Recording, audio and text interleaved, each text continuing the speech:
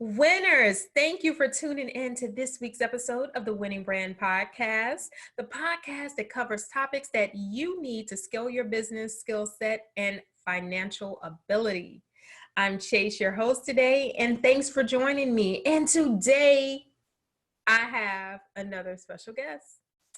Her name is Tiffany Taylor-Hicks, CEO, founder, educator of Velvet Rope Experience Training Solutions.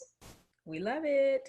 She's worked with Fortune 500 brands such as Samsung and Verizon Wireless to help improve their bottom line. She's very impressive, and she has a very impressive and extensive background, but I want her to share that with you, so let's dive in. Hello, Tiffany. How are you? Hello. Hey, Chase. Thank you for having me. I'm so excited to be here. I've been waiting for you to be on my show. Waiting. I listened to you and I was like, you know what, as soon as I can get me some time, I wanted to come on and share. I've had so many great things happening in my business. So I know you wanted me to share with you who I am. I'm Tiffany Taylor-Hicks, and I am the CEO of Velvet Rope Experience Training Solutions. And I have lots of background, mostly in training development, but also in content development as well. So the bulk of what I've done for those companies is making sure that I put together content and training that helps with customer service, helps with retention, helps with process. And then also the other thing that I do is I have stepped out and I do a little bit for nonprofit organizations, the same thing that I do for for-profits. And on that side, what I help with is acquisition of donations and sponsorship, retention and engagement of their target audience. And it's all the same, whether it's nonprofit or for-profit, but being able to be in that area and do content and training for both makes me extremely happy. And we see that. Well, hang on a second. Let's back up a little bit. Okay. Tell everyone how you kind of like got into this space, because I know the nonprofit sector is not really for everyone. So you have to have a special kind of love in order to be in that space. So how did that come about for you to just even want to do that? Wow. So I would be really candid here. Just my journey was, I worked in corporate America, and I made up my mind that I wanted to start determining my own value. So I loved what it was that I did, but my problem is that I felt like, number one, I didn't have time, I didn't have autonomy, and I really felt like I wasn't making a difference. So even though I was training people and I was mentoring people and I was helping people grow their careers, I didn't really have a sense of satisfaction. I would wake up every day, I made six figures, I loved what I did, but I just kind of felt like, is that all that there is for me? And I wanted to feel like I wanted to take my talent and be able to affect people in a more real way. So I decided to become an entrepreneur because I had been running from it for about 15, 20 years. I sold bubblegum and candy as a kid. So I always knew that I wanted to own my own business, but I was afraid. So I made the decision to become an entrepreneur in 2015. And interestingly enough, the first people who actually believed in me, believed in giving me a chance to write content for their organizations were nonprofit organizations. Like, they would come to me and they would say, hey, you're really good at writing programs. Can you help us write our program? Can you help us write our marketing content? And so very early on, at the beginning of my business, my first 5 clients were nonprofit clients. And then literally just sitting and listening to their story and listening to how they were struggling with finding people that could do things for them or really explain to them processes. I literally just got so excited by that I went back to school and got my second master's degree in community development.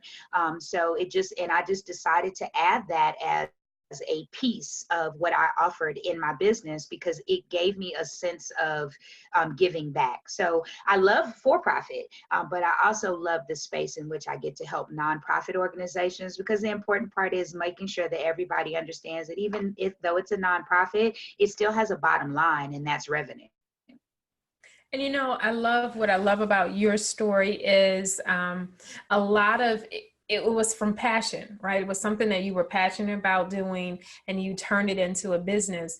Oftentimes a lot of entrepreneurs don't have that luxury. You know, they kind of fall into something, they're not really passionate about it. Maybe someone said, hey, you're good at this, and they kind of took it and ran with it, not necessarily meaning that it's your passion, right? Yeah. And it's something that you should be doing full time, let alone for yourself, right?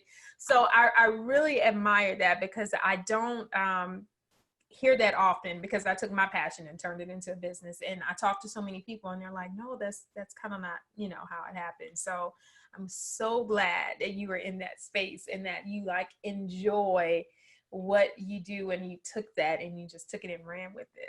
I love that.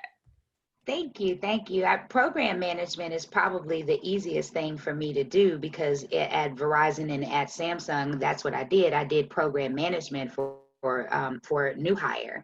And so moving in that space and really understanding, you know, needs assessment, finding out where gaps are, and then, you know, finding out how to help people with measuring so that they can improve their business is kind of one of those things that is kind of, for me, is the gift that keeps giving, because I can dig into something and find the detail of it and find out, okay, this is what your best practices are, but then here are some of your service breakdowns or some of your service failures, and this might be what's holding you back from making money. Maybe we should rethink this and try to figure out how we can make this a little bit more efficient, or how can we make this more effective for you. And I think that business owners, because they're so close to what it is that they're doing and they have a focus, the focus is generally money, of course, right? But sometimes the problem is that they get used to doing things the same way over and over again, and they continue to cycle into that, and they don't stop to think that maybe you could do better if you made some shifts or some changes. So that's the thing that I think that I bring the most value in Velvet Rope Experience Training Solutions, is really teaching people where you are now, where you desire to go, and then what mechanisms or systems can we put in place to get you where you want to be for sustainability. Okay, so do you do you experience a lot of pushback, you know, from when you tell companies, and you know, they think they have it all and they, you know, have it together, and it's great, and what they're doing really does tweaking, but then you find a whole lot of things that need to be tweaked. Do you get some resistance and some pushback from that? Oh my goodness, do I? So one, so I'm gonna get, so entrepreneurs understand. I want you to get it.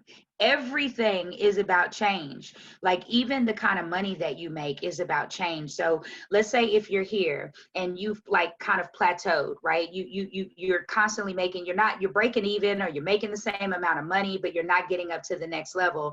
Well, you're not going to the next level because you haven't shifted something, you haven't changed something. And in order for you to go to the next level, like, so I tell people, I look at business like groundswell, right? So you do local, and then you do regional, and then you do national, and then eventually you get to global. But those things don't happen with you consistently doing the same thing over and over again. Those things happen because you shift something in your business that takes you to the next level, that exposes your business to a broader range or broader network of people. And so getting business owners to understand, a lot of times they get very settled in what they're doing, kind of like in corporate, where they say, if it's not broke, you know, don't fix it. But the thing is that it's not about it being broken. It's about how can we improve it? How can we take it to the next level? How can we reach more people? How can we grow the business? And yes, the answer to your question is, most of the time I have found that by the time a business owner calls me in, it is because they know something needs to change, but they don't know what. And then when I make the suggestion to them about what needs to be changed, they are very resistant. And so I usually start that conversation with, that which you resist, persist. Right? So you have to really understand that you have to be open to change. You have to be open to improvement, because when I tell you to improve something, that doesn't mean you were doing it wrong.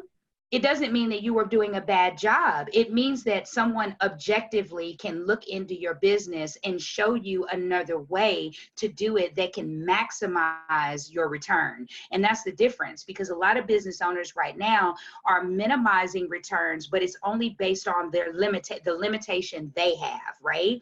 But when you put somebody else on your team that can see it from a different perspective, they can see the area of opportunity that you have. They can see other things that you may not be able to see. So yes, they do. Yes, I do get a lot of resistance, but I think that because I have such a strong customer service background and customer experience background, I'm able to soften it and share with people how we can grow it without it seeming like I'm taking over. Because for me, it's about partnering with my clients and making sure that they are on board, because I could tell you it and then you can say you want to do it, but if I don't actually get your buy-in when I leave and I remove myself from the project, you're going to go right back to old habits. So it's better for me to partner and make sure that you understand what I see, why this will help, and show you realistically how it can change your business for the better. That is awesome. So at what phase should one call you? Because I'm sure you get a lot of distress, 911, Tiffany, help me. I know I should have called you a long time ago, but here we are. So at what point do you feel someone should just say, hey, listen, we need to have that conversation? Okay. So I'm going to give you that answer, and then I'm going to give a caveat on the background. Okay. So I think that when people, so when you're at a point where your employees are not producing in the way that you think they should, or if you're at a point where you feel like your employees are not representing your business or your product or your service in the manner in which you believe they should, that's definitely a time to call me. The same thing I tell nonprofit organizations. If your board members are not being effective and they're not fundraising, you got to call me, because I have to teach them what their job responsibilities are as board members. And kind of the same thing with a for-profit, right? With for-profits, what happens is people get burnt out, they're overworked, maybe they weren't trained properly to begin with. And so what happens is I find, and this is the hard part for entrepreneurs. Just because you're skilled at something doesn't mean you're a manager, doesn't mean that that you can be an effective business owner. You may have the talent to make cookies, but that doesn't mean that you understand business management. It doesn't mean that you understand customer life cycle, and you may not understand customer service or even revenue, right? Or lead generation. There's so many things. But the thing is that when business owners are good and they have a talent and they jump into business ownership, they are afraid to tell people what they don't know. And the thing is, I can't help you if you don't. And then when you hire employees, your employees are the first ones to let you know what you don't know. Right? That they like, look, right? So just making sure that people understand. So my background piece was, when you ramp up a business, the very first time you get an employee, you should train them. You should have systems in place or processes in place. You should have SOPs, standard operation practices or processes, right? And I tell any person, when you start on your own, the very first client you get, write down a day in the life of you as you are maneuvering through that client, from the time that you take them in to whatever it is that you do with them, all the way through to how your exit strategy is with your client. Write down everything that you do, use it as a project, and use it as like how you will benchmark. And then that way, when you write all of those things down, when you bring a employee on board, then you can actually show them, this is what I did, and this is how I did it, and this is how we're going to represent the project. So many small business owners don't even have a training program. They literally bring people in and they want them to ramp up very quickly, and then turnover is high. Right? So now you're bringing more people in, and as an entrepreneur that you're wearing 17, 18 hats. So trainer is just one of those things that you have to add into it. But I tell people that I would say the best investment that you can make is in yourself and in your employees, and it's to train them, because if you set the expectations in the beginning, you don't have to fix bad behavior at the end. So true. And you just reminded me, like, I thought that was a given. It's not, right? I've been learning, I guess I've been in my own shell until I'm realizing it's not. For every client, just like you said, for every client and every project, every event, everything that I've done, there's a book that I compiled for it, that from start to finish, my tour, everything from the moment we sit down and we started planning to the time we walked off the plane, like every single detail. And my team was like, why? Why? And I'm like, first of all, because I'm training you at the same time. The second is, if I don't want to have to guide you through this. This is a rinse and repeat, right? We're going to do it again, just a different city, but the blueprint is here and it remains the same. The city changes, but the thing still remains the same. And God forbid something happens for me, you can pick up this book and keep it moving, right? Exactly.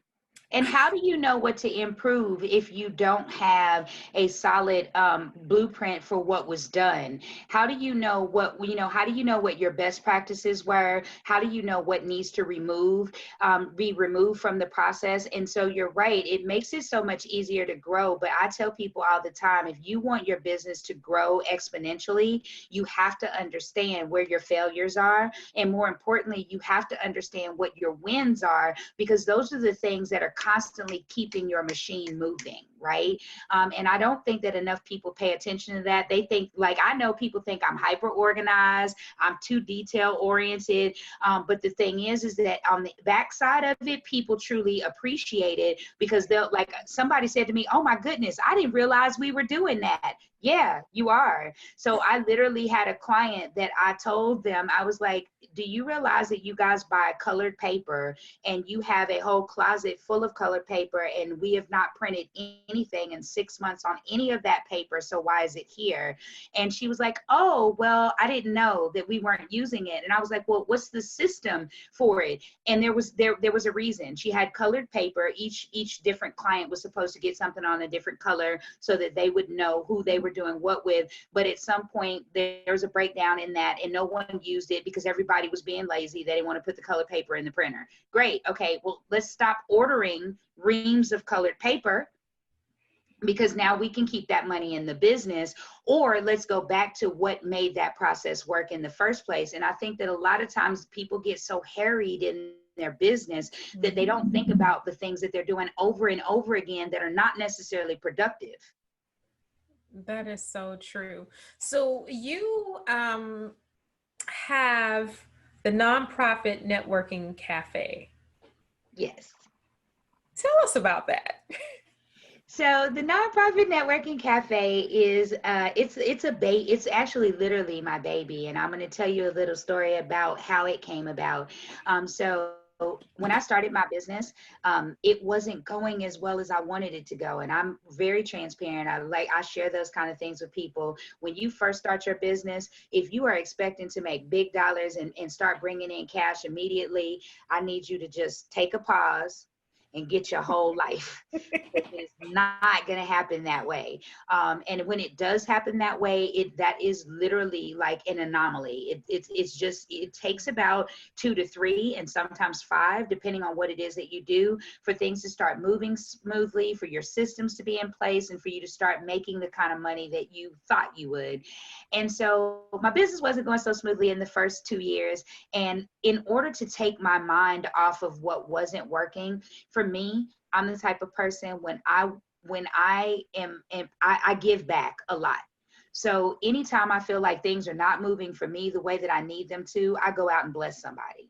And because it takes my mind off of it. It takes my mind off of what's not working, and it helps me focus on other people, because a lot of times I'm like, there are people out here that have it worse than me. They need more. They're helping more people.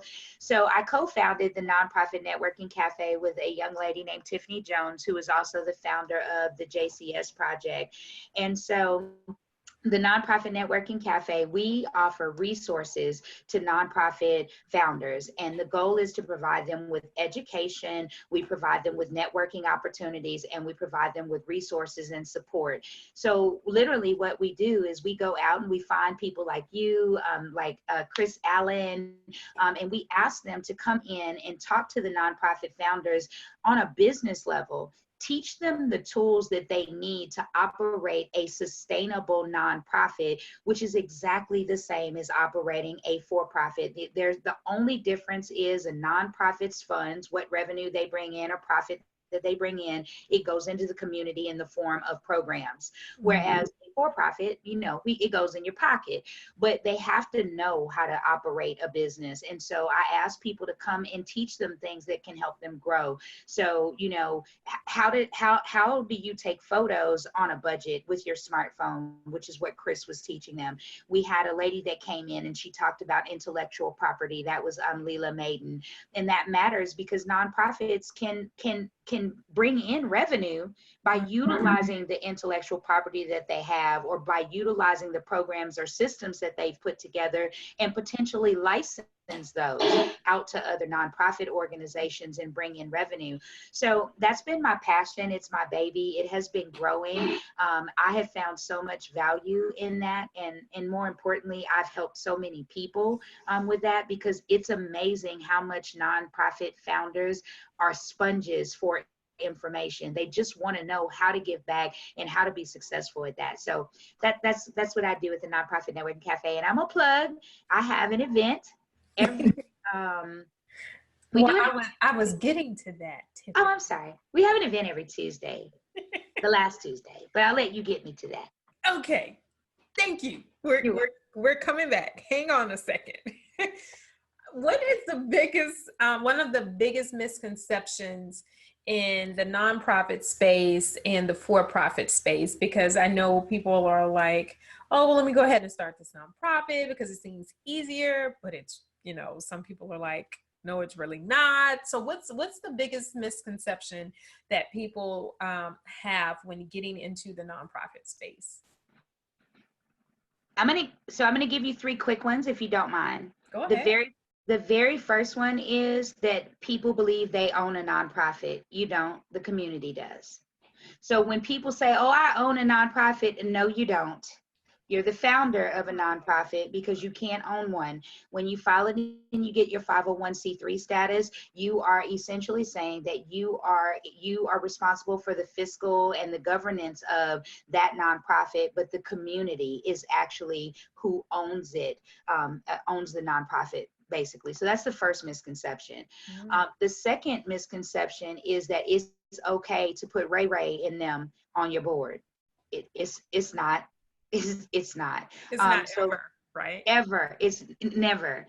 So people will go and stack their board up with family members or really close friends. And what they don't understand is that you're doing your organization a disservice, because the board is a team. So you have to look at it. If you looked at your nonprofit from a for-profit standpoint and you said, if I'm the CEO of a Fortune 500 company that can bring in millions, because nonprofits really can bring in millions and serve millions, would you have these people on that board making those kinds of decisions? Right? Are they qualified to make those kind of decisions? And so a lot of people, they start their nonprofit with 3 people that they know, and then they get frustrated because those people are not effective, but they're not effective because that's not the place that they should be in. Maybe they should volunteer. Maybe they should help in the program, but they shouldn't be on your board, because the board has to fundraise. The board has to be people who have a deep reach in the community and people who network well. And like I tell people, you want people who can go into a room and make an ask and close a deal and get checks written. So that's the second. And then the third one I would say that is a huge misconception is that people think they're going to get rich on nonprofits by getting a lot of grants. And that is so not true. I can't tell you how many people have walked into the nonprofit space and were like, I need a grant. And they literally just started. And I have to let people know that, number one, most of the time, you have to have had your nonprofit for 18 to 24 months to be qualified for a grant of any magnitude. Number two, getting grants is a lot like credit.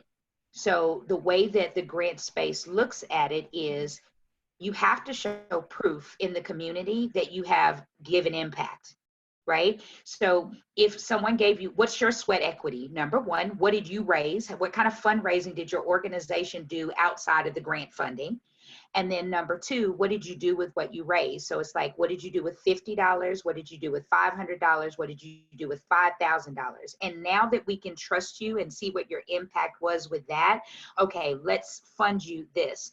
And then the other thing about grants is that people don't understand your organization has to be audit proof.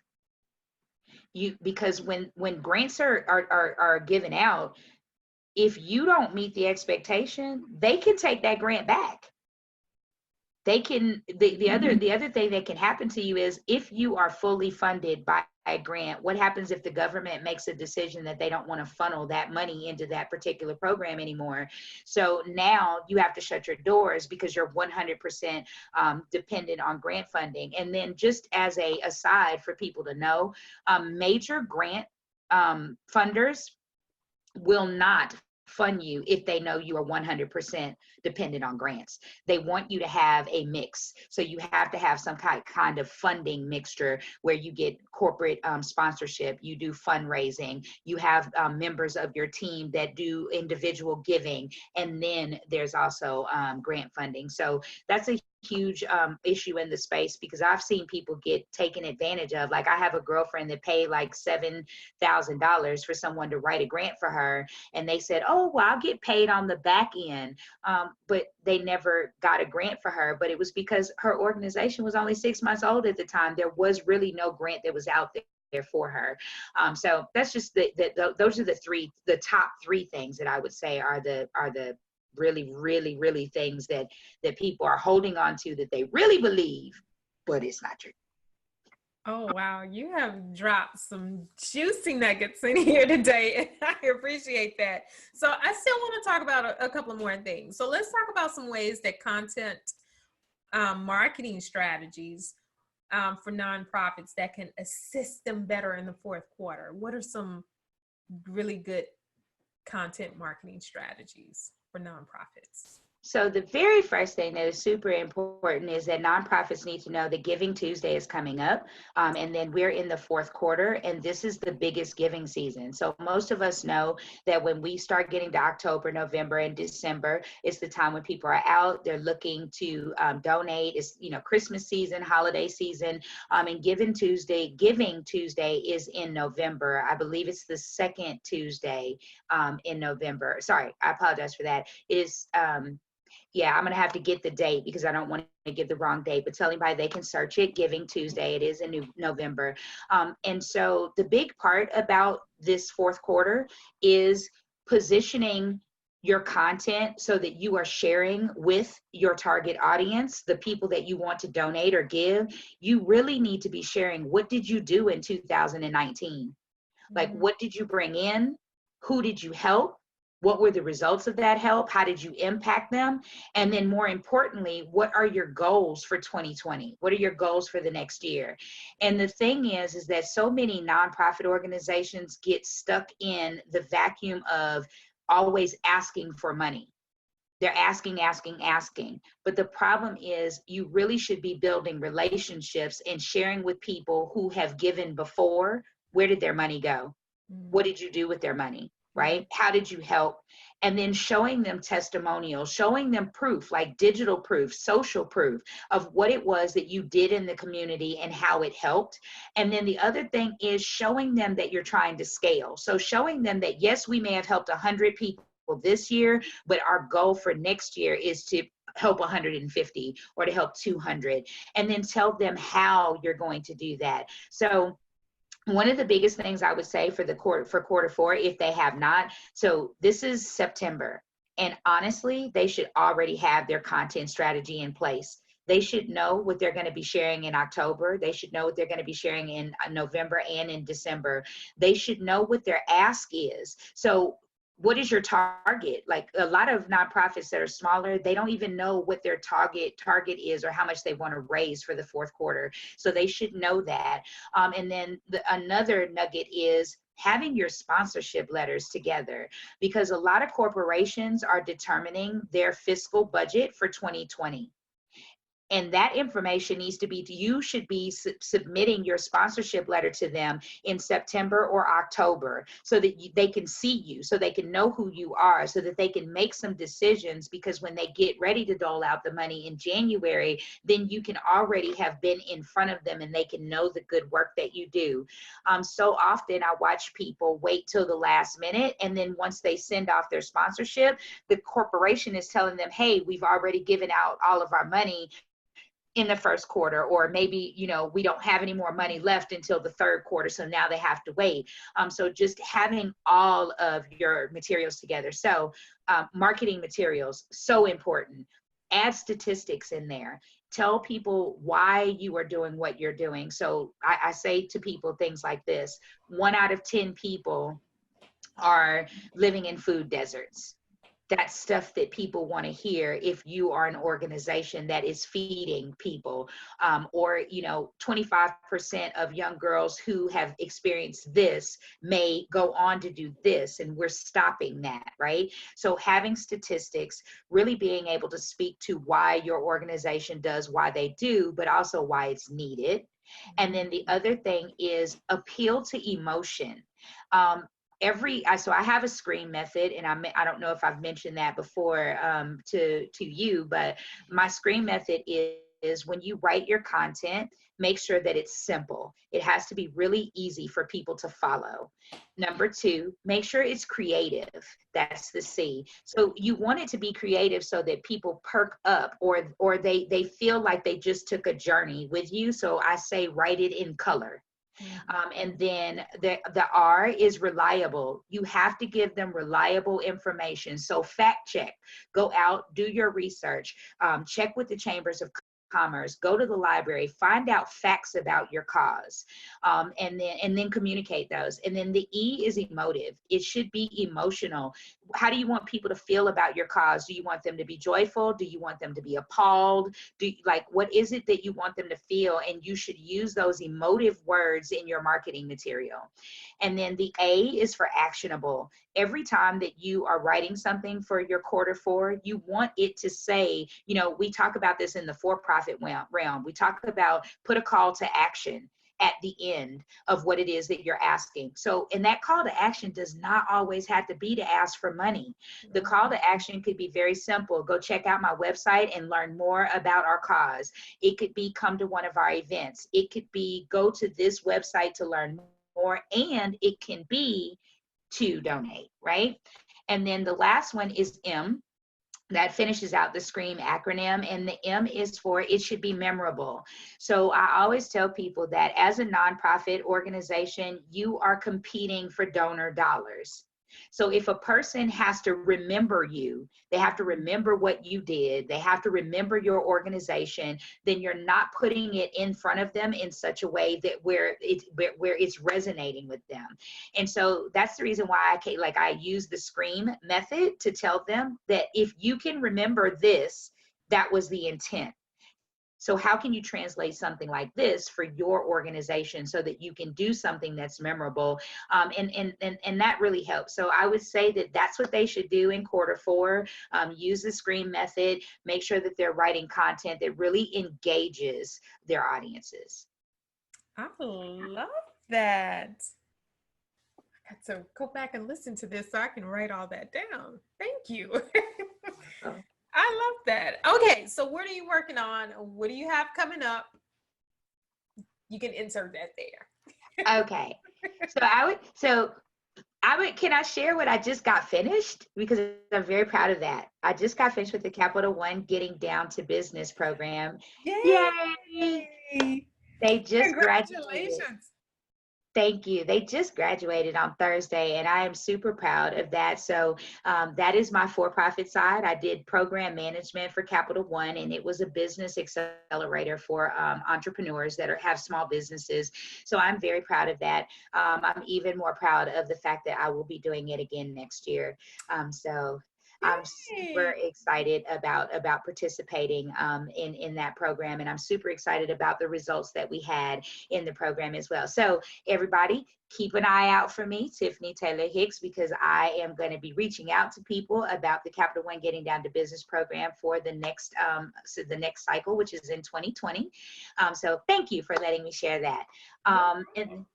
And then what's next for me after all this goodness? Okay, so I am super excited because I am about to launch a fourth quarter marketing strategies training class. My goal is to talk with nonprofits and for-profits about very specifically, what do you write? How should you write? What are some things that you should do to really get your audience engaged, but also to get your message out there in a very consistent, I love consistency, but one of the things that's super important is, does your material have continuity and flow? Right? Does it go together? When I read it, does it connect the dots for me in a way that you're telling a story that keeps me engaged along that journey? And entrepreneurs as well as nonprofits need to be able to master the art of storytelling. And so I'm going to be sharing that information in my content marketing strategies training.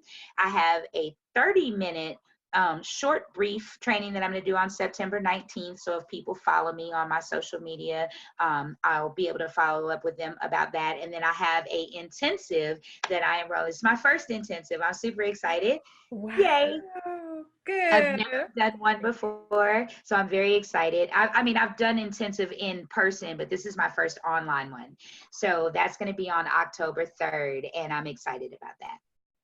Well, congratulations. You are really doing, I'm so proud of you. Thank you. Thank you. Thank you.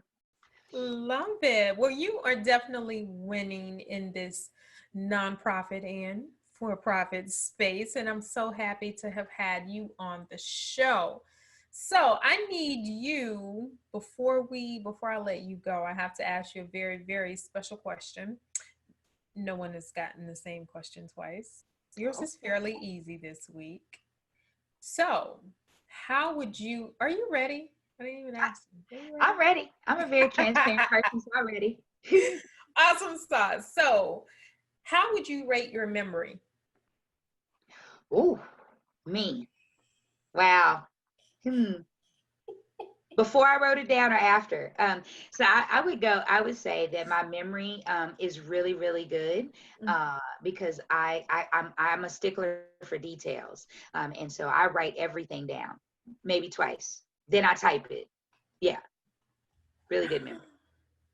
We have to How about talk. so rating? Maybe I say, what's my scale? 1 to 10? I give it an 8.75. Again, 8.75, right? Yes. Yeah. Okay. We have a lot of similarities. I definitely have to talk to you offline because we share a lot of commonalities, and I love that.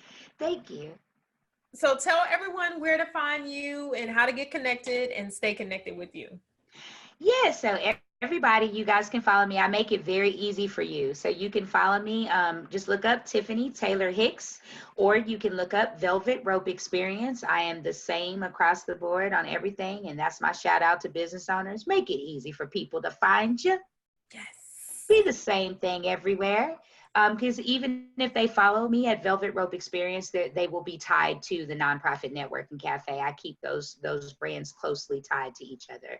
So I'm on Instagram, LinkedIn, Twitter, and Facebook. Oh, yeah. Did I say Instagram? Yeah, that's my new favorite place to be now, Instagram. Is it? Yes, it's that and LinkedIn. Those are my two favorite. I'm kind of moving away from Facebook a little bit. Me too. Yeah, I found a new love with LinkedIn and Instagram too. Yeah. See, I told you. All right. Well, thanks so much. I want to thank you again for being a part of the Winning Brand podcast and bringing your expertise to the show. Thank you for having me. I truly enjoyed it. I really did. Thank you. Oh, thank you. It's been a pleasure. So, everyone, as we wrap for the day, always remember, don't be afraid of challenges. Much of your success will come from taking difficult situations head on. Until next week, have an outstanding winning week. I'm Chasey McGee. Bye.